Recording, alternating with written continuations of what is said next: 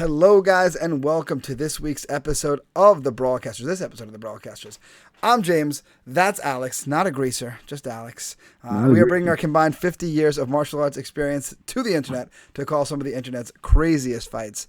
Alex, Sure. I must say the hair is in rare form today. Thank you. That is about to go to sleep here. That is, guys. Yeah, I mean, listen, you had like the greaser curl going for a minute there. All right, I got you. Yeah, I was feeling it. Though I have to say, when you and I were talking before we started recording, you like kept fluffing it, and there was a moment I was like, "It's Edward Scissorhands." Yeah, I can do the Edward Scissorhands too. Let me get this curl for you. There you go. There you go. You Tony the Greaser curl. I can do a little Edward Scissorhands. Let's see. You gave me a Gomez Adams for a little while too. Yeah, I can do a bunch of stuff. There's no product in my hair right now. Yeah, see, this is why you guys subscribe to see what Alex's hair is going to do in this episode, or did he just decide he was going to put the beanie on today? Yeah, the beanie's somewhere. Yeah. So, guys, listen, make sure that you subscribe. Make sure you leave your like, your comment, so that way we know that you guys are enjoying this as much as we're enjoying making them. We see the view numbers and everything going up, and we appreciate that. So, guys, make sure you continue to share. Make sure you guys continue to like, comment, and, of course, subscribe. Send us fights. Yeah. And, of course, if you want any of our wonderful merch, you know where to find it. Brawlcasters.printful.me. So, Alex, as we were talking about looks of the hair. Yeah. The fight we have on deck, which we'll talk about in a moment, is from BFL 1. So we are going way back in time. Kind of nervous about that, if I'm being honest with you. Yeah, I know. I'm a little nervous with the production quality, for sure. But it made me think about, like, the bad looks that I'm sure you and I have both had in the past. Mm-hmm. What are some of your bad looks from the past? None. There's not a one. No, I'm fucking perfect, bro. So there are hairstyle or style? I'm talking about anything.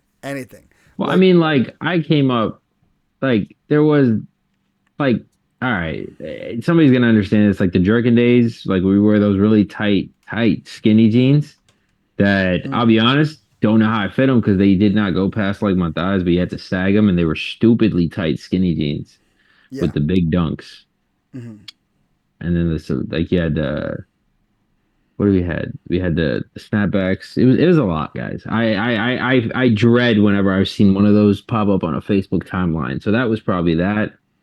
I'm trying to think of like a hairstyle that I was like, shouldn't do that one again. Even when I had the man bun, wasn't a bad look. Was it though? I mean, when I used to have it braided back, it wasn't bad. But like, see, but when you have to add a qualifier to when I did this with this particular style, it wasn't bad. I don't know. I never got qualifier like, tells you if we're not a good look. Yeah, I never got like bad things about the man bun when I had it. I always had my hair up. Yeah, see, you know why, Alex? Because you can box and do jujitsu. No one's gonna look at you and be like, "You got a man bun, bro." I guess you're right. I guess that's fight a little bit to do get some to earn a fucking man bun. Yeah, I mean, like, I don't know. I've looked back on some of my looks in the past. Like, I remember when so for the longest growing up as a little kid, I had a bowl cut. So I had a bowl cut forever. Why? Because I grew up in the 90s, bro. This is what we did. Okay. Like Jonathan Taylor Thomas, my man. We all wanted to be that kid on Home Improvement. So like that's what I had for the longest till I was like 15, 16. And then that started to go out of vogue. So I cut my hair, and the thing at the time was the spiking in the front and spiking in the front. So that was the thing at the time. I did that, but I took it to the next level. I bleached up here to spike it.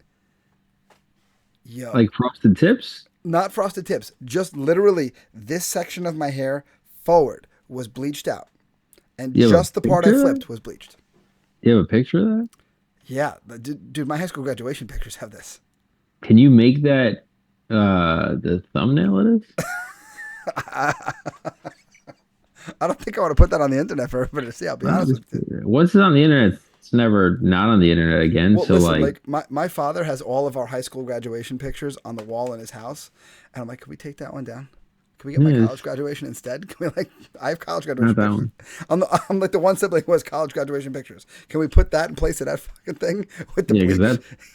And then what was happening? I was a lazy teenager, so of course every morning I didn't want to get up and put the gel in my hair and because of course when you're young, you don't think like, hey, I could just gel this and just flip this up. No, I gel the whole fucking thing and then comb it all straight. And then, so I didn't want to do that every day. So what I would do is after I shower, I'd like wet this real good. And then I'd put like a baseball cap or a visor on. Cause it was the early, Smart. It was the early 2000s, late 90s. And then I had the impromptu and then it would stay there for the rest of the day. Nice. Guys, learn how to do your hair. Look, I've gotten really good with my hair. James can actually tell you because when we do a show, sometimes we're like, yo, we got 10 minutes and whoa, my shit is done. Yeah. And full conversation with James the entire time is just. Yeah. See, that's why I go with the skin fade because it is no maintenance. Yeah, I mean, I had the buzz cut, remember? Yeah. So I can tell, here was another one of my douchey looks. When I first met my wife, I didn't have the full beard. I had just like the fingertip thick. Oh my God, you had a chin strap? Bro, again, it was early it was I mean, it worked. Yeah. It worked. It worked out. It worked to the point where my first ever fight with my wife, you'll laugh your ass over the story. So we had been together long enough to live together, to get engaged, to buy a house, to attend multiple other people's weddings, to be planning our own wedding. Before we had a single fight. And like, nothing more than like the tiny little baby squabbles you get every now and then. Yeah. And then she and I get into it one time. And she's getting on me. She's like, for our wedding, you have to shave the beard back down to the chin strap. And I asked, why? And she goes, because it's rude to wear a beard to a wedding. And I thought to myself, and I said to her, I'm like, we've been to this person's wedding, this person's wedding, this person's wedding, this person's wedding. And I wore a beard to all one of them. Every one of them. And you never said anything about that. Like, what's the point? I'm like, that's ridiculous. So we went back and forth a bunch of times. And when I tell you, literally, one day, we are in the shower together, having this conversation, showering. Like, we're at that point, right? And she fucking just slaps me on the chest. And she goes, could you just do it because I asked you to? I said, if you gave me a reason that made sense, I'd be for it. She goes, when I fell in love with you, you had the chin strap, so I want it for our wedding. I'm like, done. That's all you needed to say. You just needed to give me a logical reason, and I'm in. Okay. And she was like, that's all I had to do? I was like, yeah. So now your wedding photo, you have a chin strap? I do. It's real light. Like, I never used to keep it even like half this long. So it's like real light.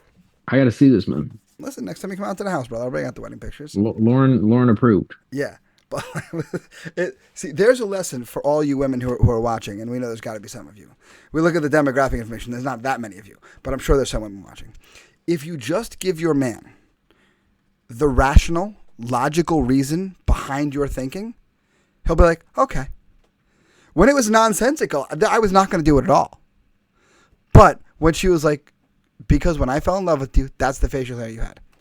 Done. That makes complete sense. She gave me rational, she gave me reason, and I was like, I'm in. I think I was asking a lot, James. Yeah, but you know what? You know my wife. She's an engineer. She's in a male. She thinks more like a man than a lot of people. Yeah, she's awesome, bro. She is. Now, speaking of facial hair, as we get ready for today's fight, we're going to talk about somebody who has never had facial hair, even to this day, and I don't think is capable of it. King Jman is back. Yeah, I think this is the third. This is we seeked out his first ever fight. No, I know, but this is the third fight we've called of his, correct? This is the second. Second fight we've ever called of his. Okay. I do have the third one downloaded. We can do that on another, a later episode. Right. But nonetheless, this is his very first fight from BFL1, and I am as curious as to you as to what this production is going to look like, because it could be great, but it could be crap, and either way, I'm excited. Let's go. Here we go, guys. Let's find out together in 3 and 2 and 1. So they're walking out from somebody's Lincoln SUV. Yeah, I was just gonna that or the shed. Look, there's the tent in the background. This is some Pennsylvania. Well, wait, the tent. I don't think the tent's part of the thing because that tent would have been fenced in there unless they're tent and then hopping in the fence. Well, okay. It looks like the fence is open on that far side back there. So maybe the tent and he just walked around. I don't know. I don't know. It's some real Pennsylvania looking real estate, man. Yeah, no, this is. At least they're putting the Vaseline on, I guess. Give him that. Yeah, He's yeah, got a mouth guard in too. Wow. yeah, yeah. They're usually pretty good at mouth guards. Oh, this is BFL 1. That's why I'm surprised. Yeah. Do you remember it was at Flex? It was Flex Fights. This last one that we just did, and a cornerman comes out and he's got the Vaseline on his glove, and he goes to do it, and the commission swats his hand away. Like, no, the cut man does it. So, Yeah. That's very different sizes. I was just gonna say that is a significantly larger man than King Jman there. There's a dog in the background. Well, why wouldn't there be a dog? You're right. There's a full 8 people in attendance. I'll be honest. The dog should just be somebody's cornerman. That'd be great. Now the thing is, can he be like, oh, what the heck was it? Which dog? I'm not gonna step on. Who's this? Morgan Wallen reading them in. If Morgan Wallen took up bowling, he'd be this guy who's reading in the fight. I'm surprised he has a Commander's jersey. I mean, Commander's shirt on, and not a Redskin shirt on. I thought he just kept it classy for himself, you know. But yeah, what were you saying? The dog? Yeah, the dog. Remember that Budweiser had Spuds McKenzie, and Spuds McKenzie was always like water skiing or having some crazy adventure. That could be a Spuds McKenzie adventure, cornering a fight. By the way, there's like literally 6 people here, by the way, to watch the fights. And I love that there's just somebody's just Scion, just parked there, trunk open. You know why? Why did they come out the trunk? I would have came out the trunk for the intro. Why not? I think what it is one of the 6 guys in attendance. That's where he's keeping his natty ice. Is in the truck bed, the trunk, I should say. So he's just walking over. All right, those guys almost flubbed the glove touch. They almost flubbed the glove touch before the fight. This is back in the dental floss ring. I love this. Hate this ring so much. So King Jman, this is earlier in his career than the last fight that we called, but still we're seeing fundamentals at least. Yeah. Although side note, both men came with shoes on and took off their shoes to fight in just socks in a grass field. That's definitely, and if it's wet, oh my God, could you imagine? Disgusting. So is there anything grosser in life than wet socks? A lot. Oscar's like every time he's throwing a punch, his opposite hand is dropping. We talk all the time about that, right? Sword and shield concept. Yes. He doesn't understand that at all. No, his shield is let me stick my chin up in the air and turn my face slightly away. That might be more disgusting than wet socks. You're right. Yeah, I explained that concept to one of the guys that fought recently at Flex, and his brain was like, "Oh, huge right hand from Jman right there." Yeah, he rocked him. He doesn't know where he. Yeah, he needs to stand in 8. That's bad when the other corner just told you, "Can you give him a standing 8?" Yeah, well, like he ran into that chin first with his chin way up in the air. Looks like his nose is bleeding. Call that fight. He's walking away as you're giving that count. He's still counting, sort of. You good? You good? Like. All right, we're coming back to it. It's been a solid jab by Jman getting his head off the center of the line, and Oskr just does not have anything real for him. Tagged him on a jab on the exit. But it's one of those like cross stance jabs where he didn't switch his feet or anything. He just kind of like poked the punch out at the wrong angle.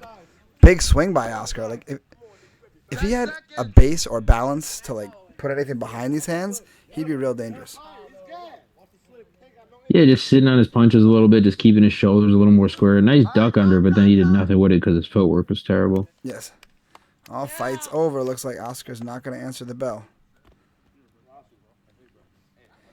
This very much, you know what? This didn't even feel. This felt like kids after school, just like scrapping it up. This is what that felt like. Kids were like, "We're gonna box." Jackson, King Jman, Milady. Wow. All right, Jman. Yeah. How do you feel about good job on your first one. Yeah. Right. I mean, like first one ever, I would assume. Well, good job there, buddy. Solid fundamentals, solid jab. You know, like I wouldn't call him like a technical wizard by any stretch of the imagination, but like he had a really nice knowledge of distance. Yeah, his jab looked good. He was getting his head off the center line, and he knew enough to like mix up the body and the head. So that is certainly something. And then he got Oskr to come running in nose first into that right hand, and that was basically the end of the fight. He should have just had the dog corner. It would have been cooler. Yeah, if Spuds McKenzie when it was in his corner, just to sit there and just. Yeah, give me like How, McGruff. how would your dogs be in the corner? They bark a bit, so maybe just barking. But like both of my dogs are very affectionate little demons, so they're gonna like try to come into the ring. Yeah.